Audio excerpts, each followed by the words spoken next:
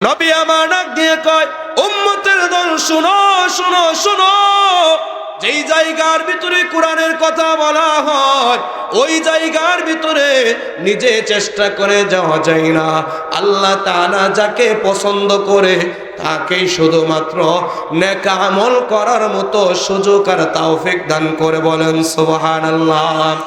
এই জন্য হাদিস প্রমাণ করে, নবী আমার ডাক দিয়ে কই, যদি মনে করো তুমি মাহফিলে গেলা, মসজিদে ঢুকতে পারলা, উলামায়ে হযরতের সহবতে চলে গেলা, তাহলে তুমি মনে করবা আল্লাহ তাআলা তোমাকে জান্নাত দিতে চায়। যেই ব্যক্তিকে আল্লাহ তাআলা জান্নাত দিতে চায় ওই ব্যক্তিকে আল্লাহ তাআলা ভালো ভালো জায়গায় যাওয়ার তৌফিক দান করেন, ভালো ভালো কাজ করার, ভালো ভালো কথা বলার সুযোগ করে দেন। আস্তে কোন সুবহানাল্লাহ।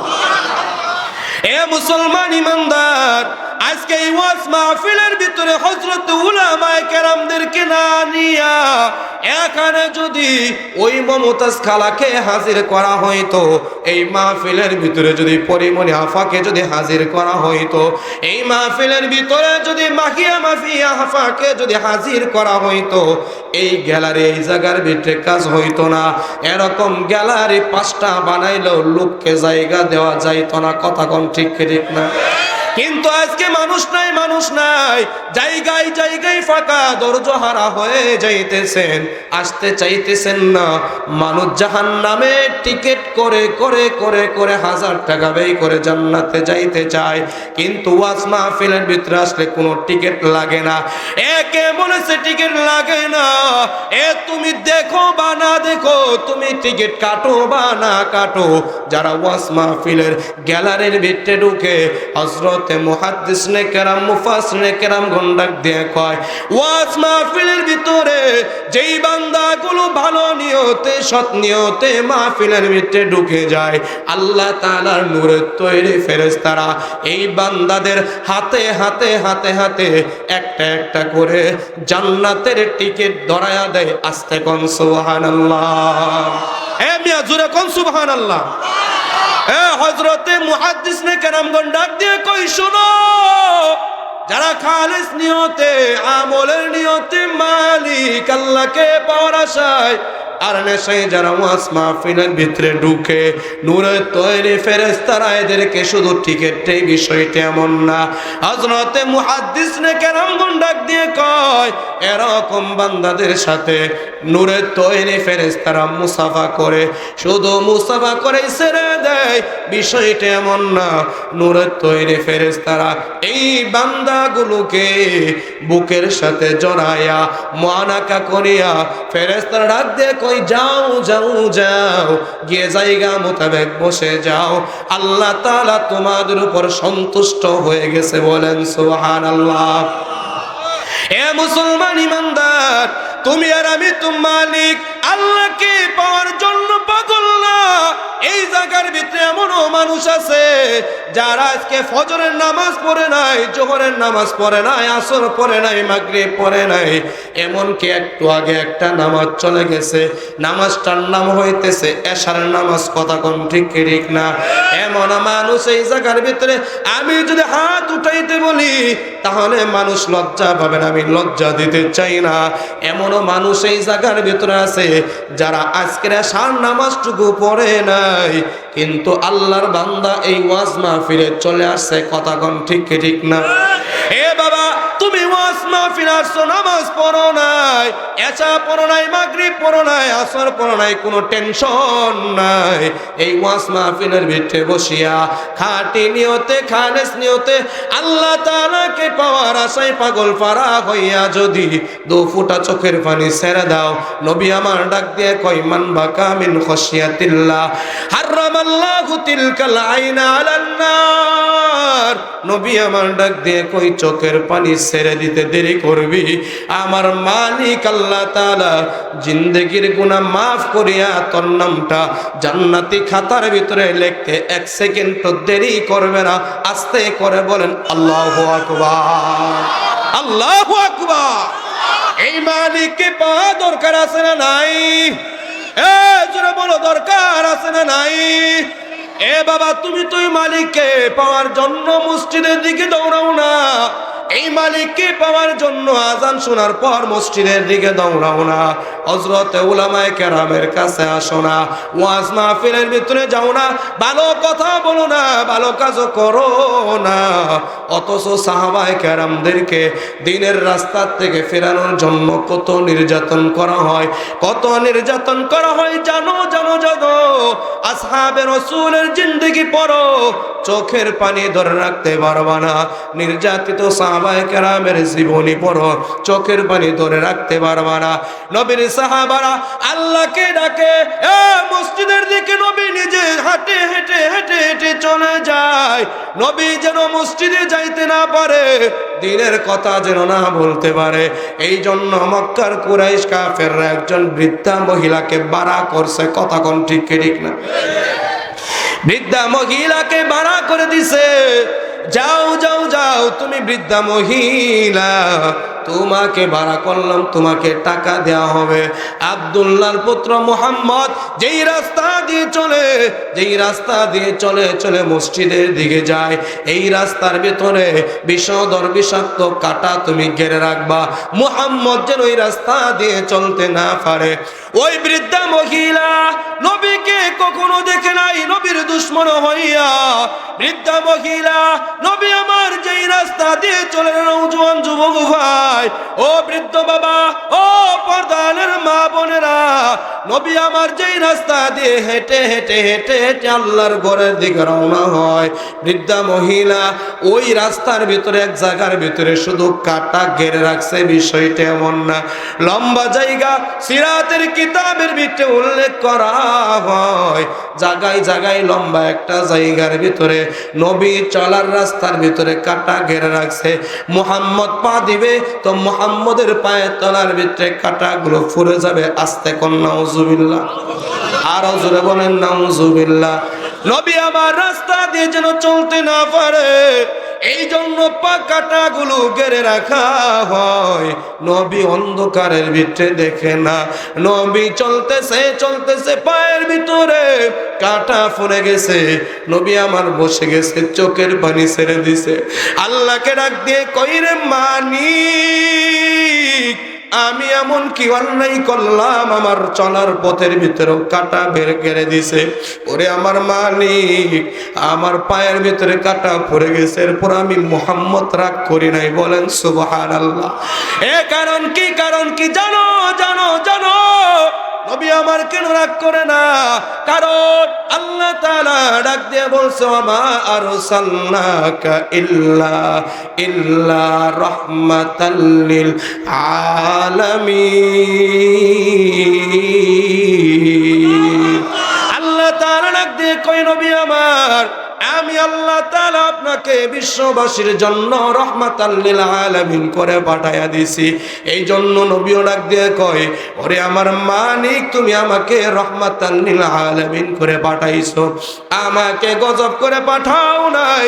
ও মালিক, এরা আমাকে যতই কষ্ট দেখ না কেন, আমি মুহাম্মদ এদের বিরুদ্ধে কখনো বদদুয়া করতে পারি না। কথা কোন ঠিক কি ঠিক না? নবীকে কষ্ট দিছে তো দিছেই, সাহাবায়ে কেরামদেরকে এত পরিমাণ কষ্ট দিছে। ইমানি আলোচনা আল্লাহ তাআলা ডাক দিয়ে কয়, ইন্নামাল মুমিনুনা আল্লাযীনা ইযা যুকিরাল্লাহ ওয়াজিলাত কুলুবুহুম। ঈমানদার বান্দাদের সামনে ইমানি কথা যখন বলা হয়, মুসলমানের আওয়াজে বলবা, ইমানি পাওয়ার বাড়িয়ে দেন কে? আরো জোরে বলেন, বাড়িয়ে দেন কে? এই জন্য ইমানি কিছু আলোচনা করা চাই, কারণ তোমার আমার ইমানের ভিতরে পাওয়ার নাই। আজকে যদি ইমানি পাওয়ার থাকতো, ওয়াজ মাহফিলের ভিতরে টুপি ছাড়া আপনারা আসতে পারতেন না। কথা কোন ঠিক কি ঠিক না? আজকে যদি নওজোয়ান যুবক ভাই, বৃদ্ধ বাবা, তোমার ভিতরে যদি ইমানি পাওয়ার থাকতো, রাসূলের প্রতি যদি ভালোবাসা থাকতো, তুমি আর আমি জীবন দিয়ে দিব। কিন্তু দাড়ির ভিতরে মুসলমানের বাচ্চা কখনো খোর লাগাইতে পারে না। কথা বলো, কথা ঠিক কি ঠিক না? তোমার ভিতরে আমার ভিতরে যদি ইমানি পাওয়ার থাকতো রে, জীবন চলে যাবে, খাবারের প্রয়োজন নাই, বিছানার দিকে তাকাইতাম না, ব্যবসার দিকে তাকাইতাম না। মসজিদের মিনার থেকে যখন হাইয়া আলাস সালাহ হাইয়া আলাল ফালাহর আওয়াজ চলে আসতো, মুসলমান তোমার ভিতরে আমার ভিতরে যদি ইমানি পাওয়ার থাকতো, তুমি আর আমি ঘরে দোকানে বাজারে বসে থাকতে পারতাম না। ইমানি পাওয়ারই চশমা নিয়া সকলে নামাজ আদায় করার জন্য মসজিদে চলে যাইতাম। কথা কোন কথা ঠিক ঠিক না? এ নওজোয়ান যুবক ভাই, ও বৃদ্ধ মামা, তুমিও নামাজ পড়ো না, আমিও নামাজ পড়ি না। ও মাগো মা, তুমিও নামাজ পড়ো না। অথচ যারা নামাজ পড়ে না, অলসতা করিয়া বসে থাকে, যারা ঘুমায়া থাকে, মসজিদে যায় না, নবী আমার কিন্তু তোমার আমার মায়ের রওজার ভিতরে শুয়া শুয়া শুয়া শুয়া কিন্তু কান্না করে আর ডাক দিয়ে কয়, শুনো শুনো শুনো, আমি মুহাম্মদ যেই নামাজকে প্রতিষ্ঠা করার জন্য এত কষ্ট করলাম, যেই ইসলামকে প্রতিষ্ঠা করার জন্য আমি মুহাম্মদ আমার নিজের শরীরে তাজা রক্ত জমিনের ভিতরে দিয়ে দিলাম, যেই ইসলামকে প্রতিষ্ঠা করার জন্য আমি মুহাম্মদ ওই বদরের প্রান্তে আমার দান্দান মুবারক শহীদ করলাম, ওই উহুদের প্রান্তের ভিতরে আমি মুহাম্মদ আমার মাথার ভিতরে পেরাক লাগাইলাম। তোমরা এরপরও কেন আমার দিনকে সম্মান করো না, মায়া করো না? এই জন্য এক কবি ডাক দিয়ে কয়, শুনো শুনো শুনো, আজান শুনে যারা ঘুমায়া থাকে, যারা বসে থাকে, মসজিদের দিকে যায় না, এদের জন্য নবী আমার রওজার ভিতরে শুয়া শুয়া কান্না করে বলেন নাউজুবিল্লাহ। আজান শুনে থাকো যারা ঘুমায়া, আজান শুনে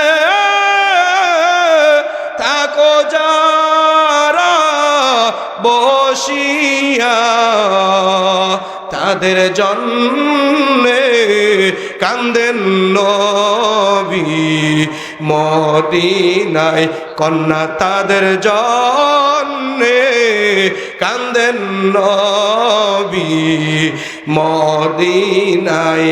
আজান শুনে থাকো যারা ঘুমায়া, আজান শুনে থাকো যারা বসিয়া, তাদের জন্যে কান্দেন নবী মদিনায়, তাদের জন্যে কান্দেন নবী মদিনায়। কথা কোন কথা ঠিক ঠিক না? কি যে উপায় হবে আমার কবরে,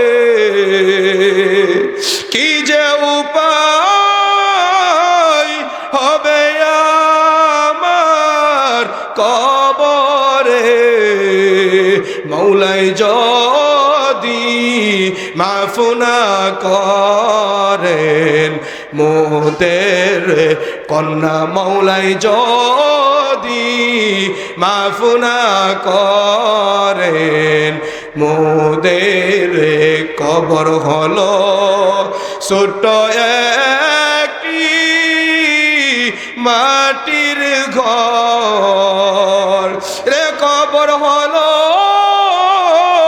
ছোট একটি মাটির ঘর, ওই কবরে থাকতে হইবে জীবনভর, ওই কবরে থাকতে হইবে জীবনভর।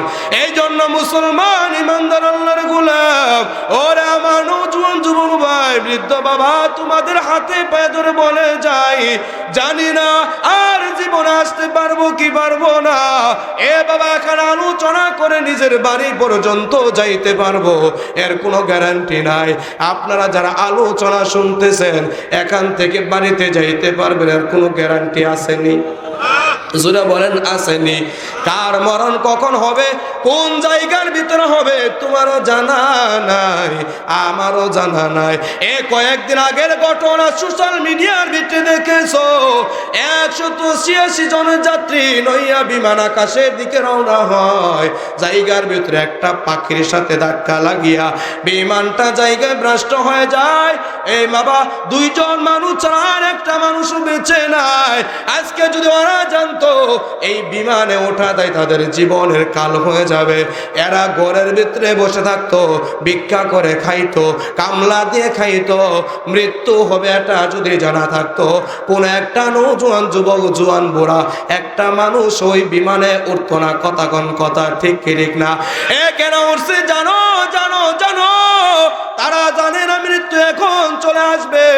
আল্লাহ তাআলা ডাক দিয়ে কই, ইদা জা আজালুহুম লা ইস্তাখিরুনা সাআ লা ইস্তাখিরুনা সাআতাও ওয়ালা ইস্তাকদিমুন। মরণ থেকে যতই পালাও মরণ তোমায় নিবে গিরি, মরণ থেকে যতই পালাও মরণ তোমায় নিবে গিরি। যদিও সুদূর আকাশ পানে পালাও সে তাই লাগিয়ে সিঁড়ি, যদিও সুদূর আকাশ পানে পালাও সে তাই লাগিয়ে সিঁড়ি। কথা ঠিক ঠিক না? ওদিকে আমি যাইতেছি না। এ শোনো, নবী আমার নামাজ আদায় করে, সাহাবায়ে কেরাম নামাজ আদায় করে, সাহাবায়ে কেরাম আল্লাহর নামে জিকির করে, আল্লাহকে ডাকে এটা কাফেররা সহ্য করতে পারে না। নবীর একজন প্রিয় সাহাবী হযরতে আম্মার রাদিয়াল্লাহু তাআলা আনহু কালিমা পড়ে নিছে। হযরতে আম্মার কালিমা পড়ে নিছে, ইমানি কথা। হযরতে আম্মার যখন কালিমা পড়ে নিছে, হযরতে আম্মার কালিমার তালকিন দেয়, কালিমার কথা বলে, কালিমার জিকির করে। হযরতে আম্মার কালিমার পাওয়ার, কালিমার হাকিকত, কালিমার হক আদায় করার জন্য হযরতে আম্মার নামাজের জন্য দাঁড়ায় যায়, নামাজগুলো আদায় করে। বলেন সুবহানাল্লাহ। হযরতে আম্মার কালিমা পড়েছে, আবু জাহালের কাছে হযরতে আম্মারের ঈমানের কথা চলে গেছে। আবু জাহাল এসে ডাক দিয়ে কয়, রে আম্মার, তুমি নাকি মুহাম্মদের আল্লাহর ইবাদত করো, তুমি নাকি মুহাম্মদকে শেষ পয়গম্বর করে মানো। হযরতে আম্মার ডাক দিয়ে কই, হ্যাঁ আমি হযরতে মুহাম্মদুর রাসূলুল্লাহর উপর ঈমান এনেছি, আমি তার সত্য ধর্মের উপর আমল করি। বলেন সুবহানাল্লাহ। আবু জাহাল ডাক দিয়ে কই, রে আম্মার, এখনো সময় আছে, তুই মুহাম্মদের আল্লাহর ইবাদত ছেড়ে দে, মুহাম্মদকে নবী বলা বন্ধ করে দে। হযরতে আম্মার ডাক দিয়ে কই, না, আমি আল্লাহ তাআলার ইবাদত বন্ধ করব না। আবু জাহাল সহ মক্কার বড় বড় জালেম জনগোষ্ঠী যারা আছে হযরতে আম্মারকে ডাক দিয়ে কই, রে আম্মার, কালিমা যদি না ছাড়ো তোমার অবস্থা কিন্তু ভালো হবে না, তোমাকে কিন্তু জানে মেরে ফেলবো। হযরতে আম্মার ডাক দিয়ে কই, তোমাদের যাহা ইচ্ছা তোমরা তাহা করো, আমি আম্মারের কোনো দুঃখ নাই, কোনো কষ্ট নাই। আস্তে বলেন আল্লাহু আকবার। মরদে মুসলমান হতো, মরদে মুসলমান, मर्दे मुसलमान हो तो मर्द मुसलमान, एक हाथ में तलवार एक हाथ में कुरान, एक हाथ में तलवार एक हाथ में कुरान। अल्लाहु अकबर। हजरत अम्मार डाक দিয়ে কই তোমাদের যাহা ইচ্ছা তোমরা তাহা করো, আমি আম্মারের কোনো দুঃখ নাই, কোনো কষ্ট নাই। আবু জাহাল হযরতে আম্মারের গালের ভিতরে চর দেয়া শুরু করে দিছে। হযরতে আম্মার রাদিয়াল্লাহু তাআলা আনহুকে আঘাতের পর আঘাত করা হয়। এক পর্যায়ে হযরতে আম্মার রাদিয়াল্লাহু তাআলা আনহুকে দরিয়া দরিয়া 4-5 জন দরিয়া আসহাবে রাসূল নামক কিতাবের ভিতরে ঘটনা উল্লেখ করা হয়। অনেক হযরতে উলামায়ে কেরাম এই মজলিসের ভিতরে হাজির আছে, অনেক উলামায়ে কেরাম আশেপাশে আছে। এই জায়গার ভিতরে চাপাবাজি চলবে না, কথা কোন কথা ঠিক কি ঠিক না? আসহাবে রাসূল নামক কিতাবের ভিতরে ঘটনা উল্লেখ করা হয়। হযরতে আম্মার রাদিয়াল্লাহু তাআলা আনহুকে কয়েকজন কাফের, আল্লাহর রাসূলের দুশমন, আল্লাহর দুশমন জালেমরা দরিয়া হযরতে আম্মারকে পানির কাছে নিয়ে গেছে। নদীর কিনারায় নিয়ে ডাক দিয়ে কইরে, আম্মার এখনো সময় আছে, কালিমা ছেড়ে দে, নচেত কিন্তু তোকে এই পানির নিচে ডুবায়া তোকে কিন্তু দুনিয়ার থেকে বিদায় করা হবে। বলেন নাউজুবিল্লাহ। হযরতে আম্মার ডাক দিয়ে কই, শোনো শোনো শোনো, শুধু পানির নিচে নয়, এর থেকেও যদি কঠিন শাস্তি আমি আম্মারকে তোমরা দাও, যেই কালিমা পড়েছি জীবন একবার নয় দুইবার নয় শতবার জীবন দিতে প্রস্তুত আছি, কিন্তু কালিমা ছাড়তে আমি আম্মার একটা মুহূর্তের জন্যও রাজি না। আসতে বলেন আল্লাহু আকবার। হযরতে আম্মার এই কথা শুনিয়া হযরতে আম্মারকে তো পরিমাণ আঘাত করা হয়, হযরতে আম্মার শরীরের ভিতরে চাবুকের আঘাত দেওয়া হয়। হযরতে আম্মার শুধু বারবার মালিক আল্লাহকে জোরে জোরে ডাক দেয়, রে মালিক, ওরে আমার মালিক আল্লাহ আল্লাহ, শিশিরিন নাম আল্লাহ আল্লাহ, শিশিরিন নাম শিরে সাকার মিকুনাত জানাম তামাম আল্লাহ আল্লাহ, শিশিরিন নাম আল্লাহ আল্লাহ, শিশিরিন নাম শিরে সাকার মিকুনাত জানাম তামাম। আল্লাহু আকবার। হযরতে আম্মার ডাক দিয়ে কই, ওরে আমার মালিক, তোমার নামের ভিতরে এমন কি সুধা রেখে দিছো, তোমার নামের ভিতরে এমন কি মজা রেখে দিছো, তোমার নামের ভিতরে এমন কি মধু রেখে দিছো, আমি আমার মাকে ডেকেও এত মজা পাই না, আমি আমার বাবাকে ডেকেও এত মজা পাই না। ওরে আমার মালিক, তোমার নামের ভিতরে তো কি মজা রেখে দিছো, আমার নিজের কলিজার টুকরা সন্তানকে ডেকেও আমি যে এত মজা পাই না। ও মালিক, তোমার নামের ভিতরে তো মজা, তোমার নামের ভিতরে তো মজা। আল্লাহ, ওরা আমাকে মারে, ওরা আমাকে আঘাত দেয়, তোমার নামটা উচ্চারণ করতে দেরি হয়, আমার শরীর থেকে আঘাতের কষ্টগুলো দূর হইতে একটা মুহূর্তেও দেরি হয় না। আল্লাহু আকবার। হযরতে আম্মারের কথা শুনিয়া কাফের জনগোষ্ঠী যারা আছে হযরতে আম্মারকে পানির কাছে লইয়া হযরতে আম্মারকে পানির নিচে জোরে করে চাপ দিয়ে ধরে রাখছে, অনেকক্ষণ টাইম ধরে রাখছে।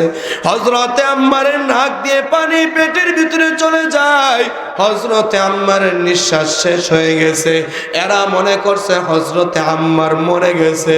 এ মুসলমান ইমানদার আল্লাহর গোলাম, আল্লাহ তাআলা যদি বাঁচায়া রাখে, পানির নিচেও আমার আল্লাহ তাআলা মানুষকে বাঁচায়া রাখতে পারে কি পারে না? কাফেররা হযরত আম্মারকে পানির নিচে অনেক টাইম চাপ দিয়ে ধরে রাখছে। হযরতে আম্মারের নিতর দেহটা নড়াচড়া করে না, একেবারে নিস্তব্ধ হয়ে গেছে। পাক্কা বেটা সিফাইকা গুড়া, কথা কোন ঠিক কি ঠিক না? বাপ ভালো যার, বেটা ভালো তার, কথা কোন ঠিক কি ঠিক না? এই কথা কয় না কে? বাপ ভালো তো বেটা ভালো, গাই ভালো তো বাছর ভালো, দুধ ভালো তো ঘি ভালো, কথা কোন ঠিক কি ঠিক না? হ্যাঁ, হযরতে আম্মারের বাবার নাম ছিল হযরতে ইয়াসির। হযরতে ইয়াসির, হযরতে আম্মার ইবনে ইয়াসির রাদিয়াল্লাহু তাআলা আনহু। এই হযরতে ইয়াসির রাদিয়াল্লাহু তাআলা আনহু এমন একটা নারীর স্বামী ছিল, যেই নারীটা এই ইসলাম ধর্মের ভিতরে মহিলাদের ভিতরে সর্বপ্রথম শহীদ হয়েছিল, শাহাদাত বরণ করছিল। তার নাম হইতেছে হযরতে সুমাইয়া রাদিয়াল্লাহু তাআলা আনহু। বলেন সুবহানাল্লাহ। এ শুনেন, হযরতে আম্মারের বাবার একটু ঘটনা বলে আমি হযরতে আম্মারের দিকে যাইতেছি। হযরতে ইয়াসির রাদিয়াল্লাহু তাআলা আনহু আবু জাহালের বাড়িতে কর্মচারী ছিল, কাজ করতেন। ঘটনা যেহেতু মনেই পড়ে গেল, এজন্য আপনাদের সামনে বলে মনটাকে একটু খুলাসা করতে চাই, আপনাদেরকে বলতে চাই, সন্তান শুধু একা ইমানের কারণে নির্যাতিত হয়েছে বিষয়টা ইমান না। হযরতে আম্মারের বাবা ইমানের কারণে নিজের জীবনটা পর্যন্ত বিলাই দিছে, বলেন আল্লাহু আকবার। হযরতে ইয়াসির রাদিয়াল্লাহু তাআলা আনহুর কালিমার আওয়াজ আবু জাহালের কাছে চলে গেছে। হযরতে ইয়াসির এবার মরু প্রান্তের ভিতরে উট চড়াইতেছে কাফের বেঈমানদের কয়েকজন দলের লোক হযরতে ইয়াসির রাদিয়াল্লাহু তাআলা আনহুর কাছে চলে গেছে। ইয়াসিরকে ডাক দিয়ে কই, রে ইয়াসির, তুমি নাকি মুহাম্মদের কালিমা পড়ছো, আমাদের বাপ দাদার ধর্মের ভিতরে চুনকালি লাগাইছো। হযরতে ইয়াসির ডাক দিয়ে কই, হ্যাঁ, আমি মুহাম্মদের আল্লাহর কালিমা পড়েছি। মুহাম্মদ যেই ধর্মের কথা কয় আমি ওই ধর্ম মোতাবেক জীবনটা চালাই, বলেন সুবহানাল্লাহ। কাফের গুলো ডাক দিয়ে কই, রে ইয়াসির, এখনো সময় আছে, কালিমা ছেড়ে দে। হযরতে ইয়াসির ডাক দিয়ে কই, না না, আমি কালিমা ছাড়বো না, সব ছাড়তে রাজি আছি, তোমাদের সমস্ত কথা মানতে রাজি আছি, কিন্তু কালিমা ছাড়ার কথা বলবা, আমি ইয়াসির জীবন থাকতে কালিমা ছাড়বো না, বলেন সুবহানাল্লাহ। হযরত ইয়াসির রাদিয়াল্লাহু তাআলা আনহু গালের ভিতরে আবু জাহাল চোর থাপড়া লাগাইতে শুরু করছে। হযরত ইয়াসির রক্তাক্ত হয়ে গেছে, চাপাটা ফুলে গেছে, চাপার ভিতরে দাগ পড়ে গেছে। হযরত ইয়াসির আবু জাহালের হাত থেকে বাঁচার জন্য এদিকে দৌড়াই ওদিকে দৌড়াই, কিন্তু দৌড়াইয়া ময়দান ত্যাগ করতে পারে না। এ বাবা, এলাকার ভিতরে কোনো কুকুর যদি পাগল হয়ে যায়, এই কুকুরকে মারার জন্য 10-20 জন 30 জন 50 জন নওজোয়ান যুবক বুড়া লাঠি নিয়ে দৌড়াই, কথা কোন ঠিক ঠিক না? কুকুর যদি এখান থেকে দৌড়ায় ওখানে চলে যায়, ওখানে যে দাঁড়িয়ে আছে সে লাঠি দ্বারা আঘাত করে, ওখানে আঘাত পাইয়া কুকুর অন্য দিকে চলে যায়। হযরতে ইয়াসির ময়দানের ভিতরে, হযরতে ইয়াসির আবু জাহালের হাতে চোর খাইয়া আত্মরক্ষা পাওয়ার আশায়, আত্মরক্ষা করার জন্য হযরতে ইয়াসির ময়দান থেকে দিকে দৌড় দিছে। ওই জালেম গোষ্ঠীগুলো ময়দানের চতুর সাইডে লাঠি নিয়ে চাবুক নিয়ে দাঁড়িয়ে আছে। হযরতে ইয়াসির যেদিকে দৌড়াই, এদিকে যাওয়ার সাথে সাথে এখানে যারা দাঁড়িয়ে আছে এরা হযরতে ইয়াসিরকে আঘাত করে।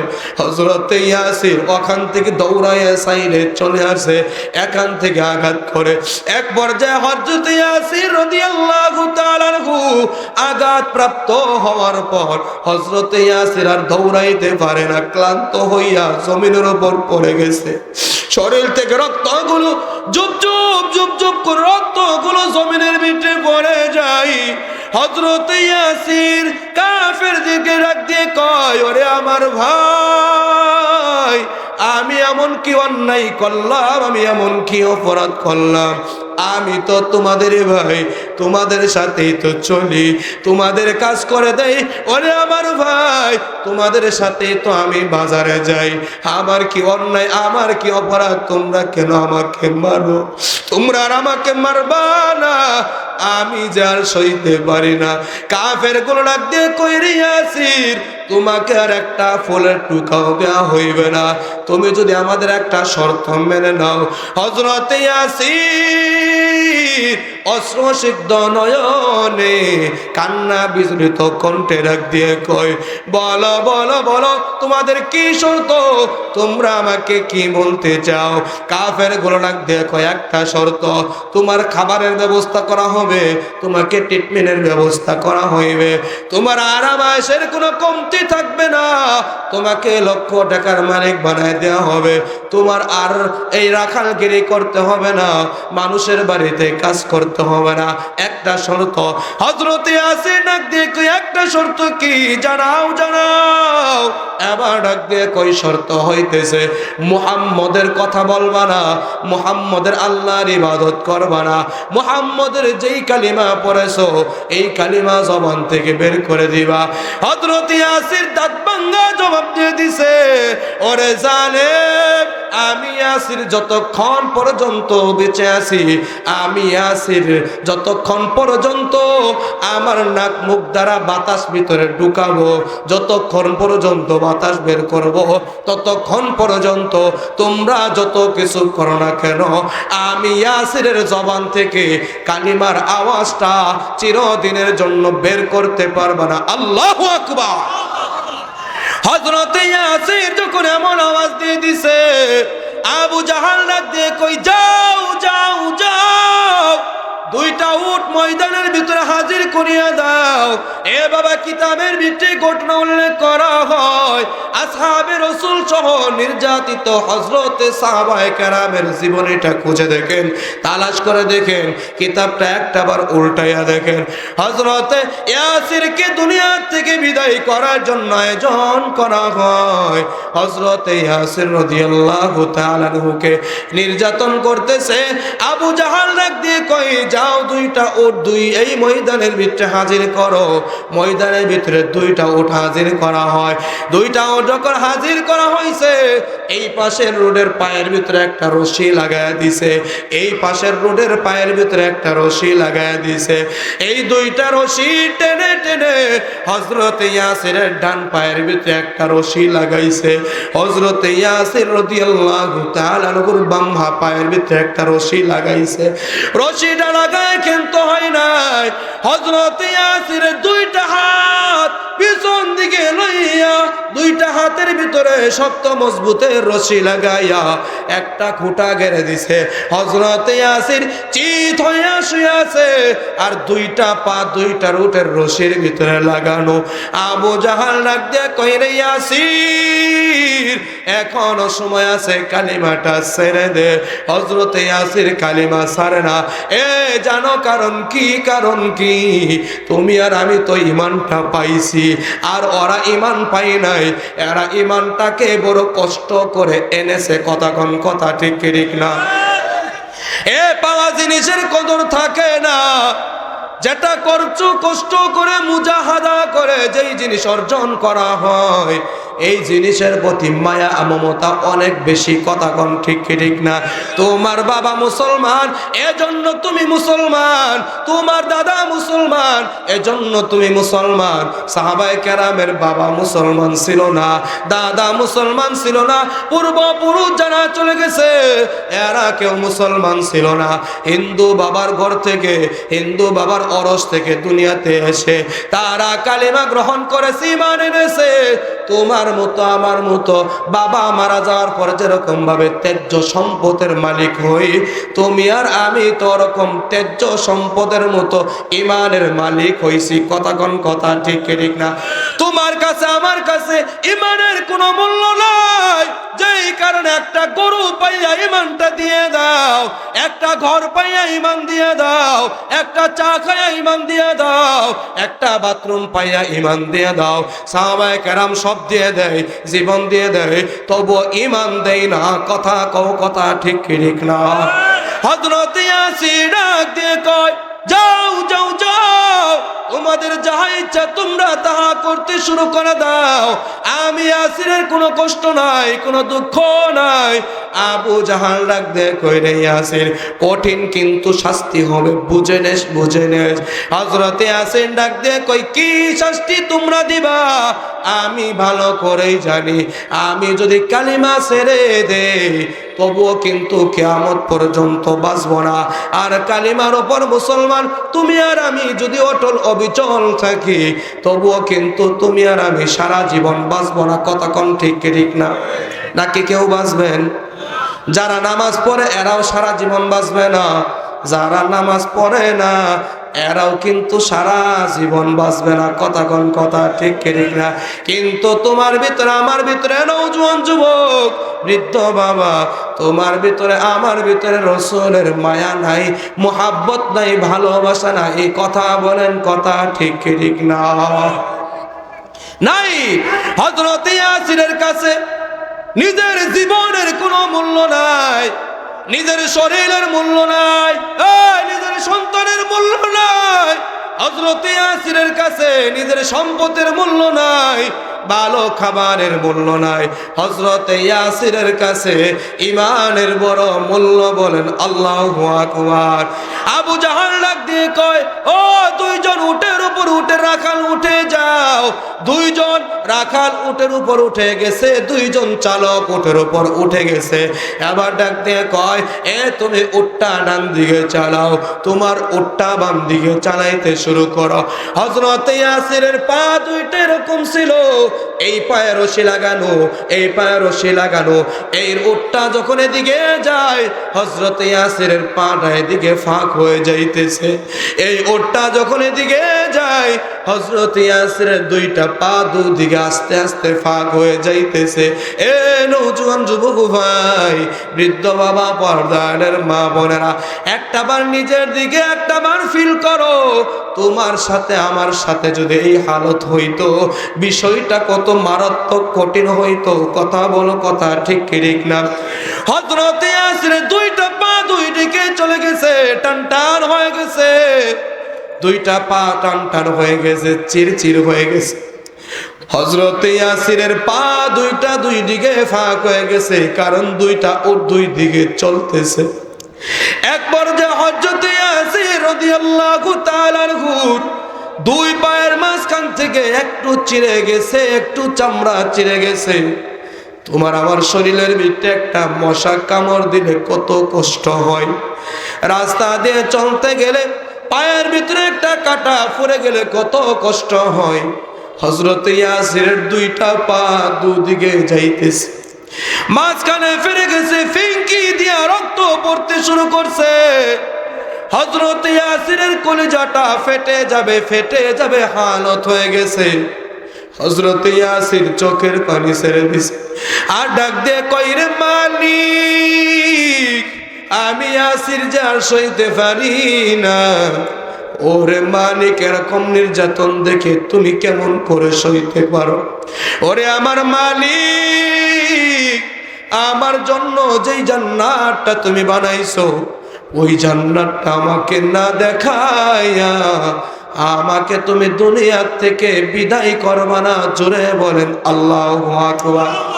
ওই যে হযরতে আসিয়া রাদিয়াল্লাহু তাআলা আনহুকে ফেরাউন নির্যাতন করে, নিপীড়ন করে, আসিয়া মালিকের কাছে কষ্ট সহ্য করতে না পেরে দোয়া করছে, আল্লাহর কাছে দোয়া করছে। আল্লাহর কাছে হযরতে আসিয়া দোয়া করছে, রব্বি বিনিলি ইনদাকা বাইতাও ফিল জান্নাহ। ও মালিক, তোমার জান্নাতে তোমার কাছে আমার জন্য একটা ঘর বানায়া দিও। বলেন সুবহানাল্লাহ।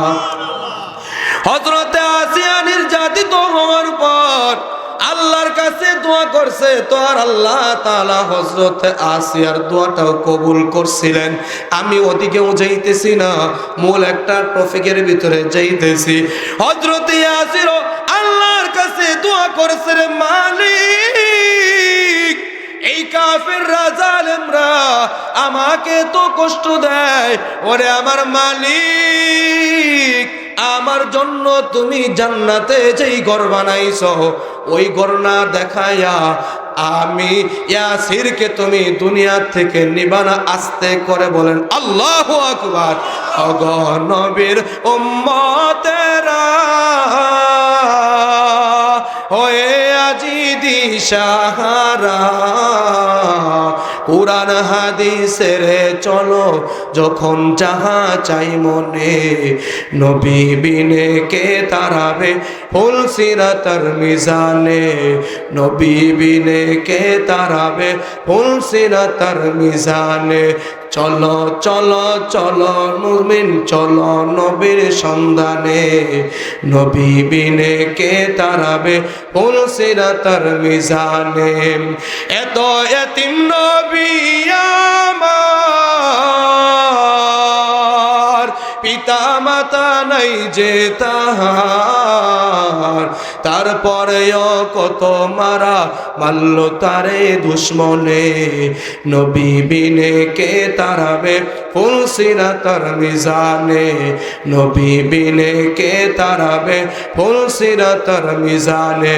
নবী ব্যতীত আর কেউ আসেনি, কোনো বাবা, কোনো পীর, কোনো নেতা, চরমনায় পীর সাহেব হুজুর, আব্দুল কাদের জিলানী, না না না, হাসরের ময়দানের ভিতরে নবী ব্যতীত আর কেউ নাই, কেউ নাই। নবী ছাড়া সুপারিশের ক্ষমতার কাউকে দেয়া হবে না। তবে হ্যাঁ, আল্লাহ তাআলা যদি ইচ্ছা করে উলামায়ে কেরামদেরকে দিতে পারে, হাফেজে কোরআনকে দিতে পারে, শহীদদেরকে দিতে পারে, হাজী সাহেবদেরকে দিতে পারে, গাজী সাহেবকে দিতে পারে। এটা তো হইতেছে পরের কথা, কথা কোন কথা, ঠিক ঠিক না? কিন্তু হযরতে নবী মুহাম্মদুর রাসূলুল্লাহ সাল্লাল্লাহু আলাইহি সাল্লাতু ওয়াস সালামকে আল্লাহ পাক রব্বুল আলামিন শাফাআতে কুবরা দান করবেন, নবী আমার সুপারিশ করবে। কিন্তু তুমি নওজোয়ান যুবক তো নবীর আদর্শ মোতাবেক চলো না।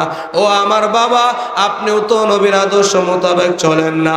পর্দার মা বোনেরা, আপনারাও তো নবীর আদর্শ মোতাবেক চলেন না। নবীর আদর্শ মোতাবেক আমি কবিরুজ্জামান লাবিব ঢাকা থেকে আসতে পারি, আলোচনা করতে পারি। আমি নিজেও যদি নবীর আদর্শ মোতাবেক না চলি, আল্লাহর কসম, আল্লাহর কসম, আমি কবিরুজ্জামান লাবিবের জন্য আমার মালিক জান্নাত দিবে না, আমাকে আল্লাহ জাহান্নামের ভিতরে ঢুকায় দিবে। এই জন্য আল্লাহর একটু কষ্টও লাগবে না। কথা কোন কথা, ঠিক ঠিক না? হযরত ইয়াসির রাদিয়াল্লাহু তাআলা আনহুকে নির্যাতন করা হয়, হযরত ইয়াসিরের পা ফেরে যাইতেছে, আর হযরত ইয়াসির আল্লাহকে ডাক দিয়ে কই, রে মালিক, আমার আর সহ্য হয় না, আমি আর সইতে পারি না, তুমি আমার উপর দয়া করো, মায়া করো। হযরত ইয়াসির রাদিয়াল্লাহু তাআলা আনহুকে কষ্ট দেয়া হয়, পা দুইটা ফেরে যাইতেছে, এখনো পর্যন্ত জীবন আছে। আবু জাহাল ডাক দিয়ে কই, রে ইয়াসির, এখনো সময় আছে, কালিমা ছাড়বি না জীবন বাঁচাইবি, জীবন বাঁচাবি না কালিমা ছাড়বি। হযরত ইয়াসির চোখের পানি ছেড়ে ডাক দিয়ে কয়, শুনো শুনো শুনো, আমার জীবন আমার কাছে দামি না, আমার কাছে দামি হইতেছে আমি ইয়াসিরের ঈমান। বলেন সুবহানাল্লাহ। ঈমানের দাম আছে না নাই? জোরে কথা কয় না, দাম আছে না নাই? কার কার কাছে আছে দেখি তো? লিল্লাহি তাকবীর, লিল্লাহি তাকবীর। ঈমানের দাম যদি থাকে তো ঈমানি কাজ, ঈমানি কথা করা এবং বলা দরকার আছে না নাই? জোরে কথা বলেন, দরকার আছে না নাই? কে কে পাক্কা সাচ্চা নিয়ত করতে পারেন যে হুজুর জীবন অনেক অন্যায় করেছি, অনেক অপরাধ করেছি, নামাজ কাজা করেছি, রোজা কাজা করেছি, সামনে রমজান আসতেছে, কথা কোন কথা, ঠিক ঠিক না? অনেক মানুষ কিন্তু এখানে আছেন যে যারা গত বছর রোজা পাইছেন, এই বছরও বেঁচে আছেন। আল্লাহর কাছে দোয়া করেন, আল্লাহুম্মা বারিক লানা ফি রজব ওয়া শাবান ওয়া বাল্লিগনা ইলা রমাদান। মালিক, তুমি শাবান, রজব, শাবানের বরকত দান করো, রমজান পর্যন্ত আমাদের হায়াতকে লম্বা করো। সকলে আস্তে করে বলেন আমিন, আর জোরে বলেন আমিন। এই জন্য মালিকের কাছে সাহায্য চাওয়া দরকার আছে না নাই? জোরে কথা কয় না, দরকার আছে না নাই? ইমানি পাওয়ার নামাজ না পড়লে বাড়ে নাকি নামাজ আদায় করলে বাড়ে? গান শুনলে ইমানি পাওয়ার বাড়ে না কমে? গান শুই না ইমানি পাওয়ার বাড়াবেন না কমাবেন? কমাবেন। হাই হাই কই কে কে আসো যে ইমানি পাওয়ার বাড়ানোর ইচ্ছায় নামাজ কাজা করব না, গান শুনবো না, আল্লাহ নারাজ হয়, রসুল সন্তুষ্ট হয়, এমন কোনো কাজ করব না। খাঁটি নিয়ত আছে কার কার? খাঁটি যদি নিয়ত থাকে দুটি হাত মালিককে উঠায় দেখাও, লিল্লাহি তাকবীর। এ বাবা হাত না, বাবা না, ও মালিক আল্লাহ কুদরতি নজরে তাকায়া দেখো, তোমার বান্দারা নামাজ কাজা করবে না, আল্লাহ মিথ্যা কথা বলবে না, ওরে মালিক আর জীবনে গীবত শিকায়াত করবে না। তুমি নারাজ হও, তোমার পয়গম্বর অসন্তুষ্ট হয়ে যায়, এমন কোন কাজের ভিতরে আল্লাহ লিপ্ত হইবে না। আল্লাহ সকলে তওবা কবুল করো, তওবার উপর অটল থাকবার তৌফিক দান করো। সকলে হাত নামান, আস্তে করে বলেন আমিন। এই জীবনে না করিলাম বন্দেগী, এ জীবনে না করিলাম বন্দেগী, গুনাহ করে কাটাইলাম জিন্দেগি, গুনাহ করে কাটাইলাম জিন্দেগি। তওবা করে আমার তওবা ভাঙ্গিনা, তওবা করে আমার তওবা ভাঙ্গিনা, অবশেষে খাঁটি তওবা করিলাম, অবশেষে খাঁটি তওবা করিলাম। কথা কোন কথা ঠিক ঠিক না? হযরত ইয়াসির রাদিয়াল্লাহু তাআলা আনহুর দুইটা পা দুদিকে চলে গেছে, পা দুইটা ফাটতেছে। আবু জাহাল রক্ত পড়া দেখতেছে, কাফের গুলো দেখতেছে হযরত ইয়াসিরের পা চির হইয়া ফেরে ফেরে রক্ত পড়তেছে। এরপর কাফের বেঈমানের গোষ্ঠীরা হযরত ইয়াসির রাদিয়াল্লাহু তাআলা আনহুকে ছাড়ে না। হযরত ইয়াসির আর সহ্য করতে পারে না, মালিক আল্লাহকে ডাক দিয়ে কইরে, মালিক তুমি আমাকে এত কঠিন মুসিবতের ভিতরে ফালাইছো, আমি ইয়াসির একটা বারের জন্য তোমার উপর সন্তুষ্ট না, তবে আমার মালিক আমি ইয়াসির তোমার কাছে সাহায্য চাই, তুমি আমার উপর সাহায্য করো। ওরে আমার মালিক তুমি আমার ঈমানটা নষ্ট করে দিবা না, কাফেরদের সামনে আমার ঈমানটা নষ্ট করে দিবা না। আল্লাহ তাআলা হযরত ইয়াসির রাদিয়াল্লাহু তাআলা আনহুর ঈমানি কথাটা আল্লাহ তাআলা মঞ্জুর করছেন, কবুল করছেন। জোরে বলেন সুবহানাল্লাহ। হযরত ইয়াসির রাদিয়াল্লাহু তাআলা আনহুর কথাটা আল্লাহ তাআলা কবুল করেছে। বাবা মুক্তাসার করে দিতেছি, হযরত চলে আসতেছে।